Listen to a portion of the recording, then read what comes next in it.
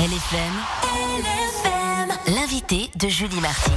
Et malgré les manifestations de l'an dernier, force est de constater que rien n'a changé pour les agriculteurs suisses. Et on en parle ce matin avec Marlène Peyroux. Bonjour. Bonjour. Vous êtes porte-parole et initiatrice du mouvement Révolte agricole suisse. Vous êtes vous-même agricultrice à Dompierre. Il y a une année, les agriculteurs en Europe et en Suisse étaient dans la rue. Pourquoi relancer le mouvement une année après ? Parce que nos conditions ne sont pas améliorées. Vos conditions, justement, vos premières revendications, ça concerne la rémunération ? Je pense que comme tout métier, la base, c'est la rémunération. Nous sommes à 17 francs de l'heure en moyenne dans l'agriculture. Quand on parle d'un salaire minimum à 22, 25 francs de l'heure, je pense qu'il y a un gros problème quand même. Vous ne le comprenez pas, cette rémunération ? Non, je ne comprends pas qu'on peut laisser aller, qu'on remplit l'assiette des citoyens, qu'on ne puisse pas mieux rémunérer les agriculteurs pour leur travail. Vous avez d'autres revendications aujourd'hui ? De toute façon, le fond, c'est la rémunération. Puis après, pour augmenter la rémunération, on peut simplifier le système administratif suisse qui est très complexe, ou bien payer mieux nos produits. Ça prend toujours plus de place, c'est cette charge administrative. Chaque année, on nous rajoute des règles, on n'a jamais enlevé. Vous dites, dans le 24 heures, on ne nous fait plus confiance. À quel niveau ? Au niveau des contrôles, je pense qu'on est surcontrôlé quand on parle de surveillance par les satellites. Et puis de l'autre côté, on voit que les prisonniers qui ont des bracelets, ils sont protégés, ils sont surveillés de 7h à 17h. Et puis que nous, on va nous surveiller avec un satellite. Il ne me semble pas qu'on est des criminels. Marlène Peyroux, vous parlez donc d'une rémunération à environ 17 francs de l'heure. Est-ce que la situation, elle s'est aggravée ces dernières années ? Oui, le revenu des agriculteurs ont baissé ces dernières années. Et le soutien n'a pas augmenté ? Non. Il y a des milliers de membres sur le groupe Facebook donc Révolte agricole suisse, dont vous êtes une des initiatrices. Vous vous attendiez à un tel engouement ? Oui et non. Je pense quand même que la détresse des familles d'agriculteurs en Suisse, elle est grande. Après, qu'autant de gens se mobilisent, je ne pense pas forcément, mais c'est une bonne chose. Ça fait plusieurs mois que vos actions se sont donc intensifiées. On se rappelle l'année dernière en Europe, mais également évidemment en Suisse, des tracteurs qui déambulaient dans les rues.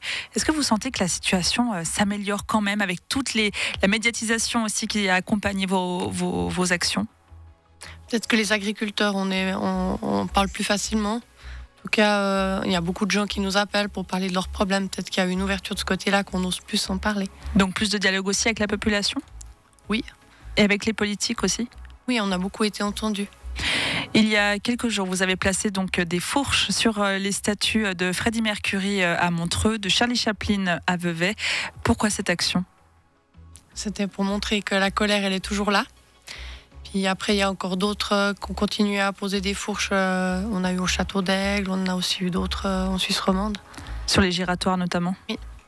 Est-ce que vous avez prévu d'autres actions ? Ça, c'est surprise. Surprise, très bien, on suivra alors.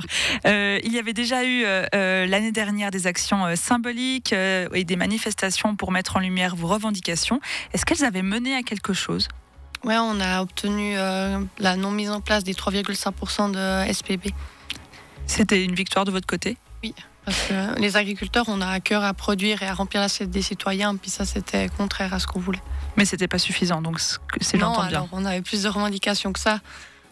L'année dernière, les panneaux avec les noms des communes ont été retournés. Il y a eu des tracteurs en ville. Cette fois-ci, c'est des fourches que vous déposez. Est-ce qu'il ne faudrait pas aller plus loin, comme on peut voir un petit peu partout en Europe ?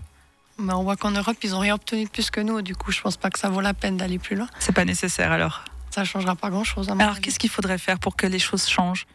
Je pense qu'on est tous concernés, les consommateurs, et c'est aussi des acteurs de tout ça. Et puis après, tout le monde peut faire son petit bout de chemin pour aider les agriculteurs suisses. Autant aller acheter en vente directe, acheter déjà rien que dans les commerces des produits suisses. Et puis après, nous soutenir lors des votations et ce genre de choses. Donc ça ne se joue pas qu'au niveau politique. Concrètement, tout à chacun peut participer au fait que vos conditions soient meilleures. Oui, je pense que tout le monde peut y participer. Et puis, on apprenait il y a quelques semaines, Marlène Peyroux, que les producteurs de lait également veulent négocier le prix du litre à 1 franc minimum. Les 70 centimes actuels, ils sont insuffisants ? Oui, clairement. Qu'est-ce qu'il faudrait faire aussi ? 1 franc, est-ce que là, ce serait suffisant ?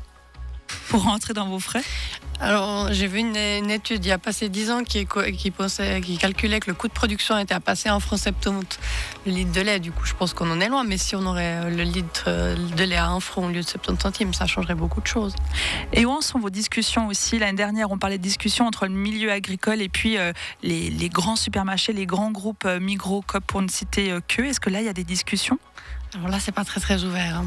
Pas beaucoup de discussions de leur côté. Là, c'est business for business. C'est vraiment la chose la plus importante de leur côté. Et puis, ils nous soutiennent pas énormément. Quand on voit Migros qui baisse ses normes pour aller chercher à l'extérieur et puis qui baisse leur prix, je pense pas qu'on va dans le bon sens. Marlène Perroux, vous êtes la porte-parole et initiatrice du mouvement Révolte Agricole Suisse. On suivra donc vos prochaines actions. Merci d'avoir été avec nous ce matin. Merci à vous. 7h26, bienvenue sur LFM. 6h, 9h.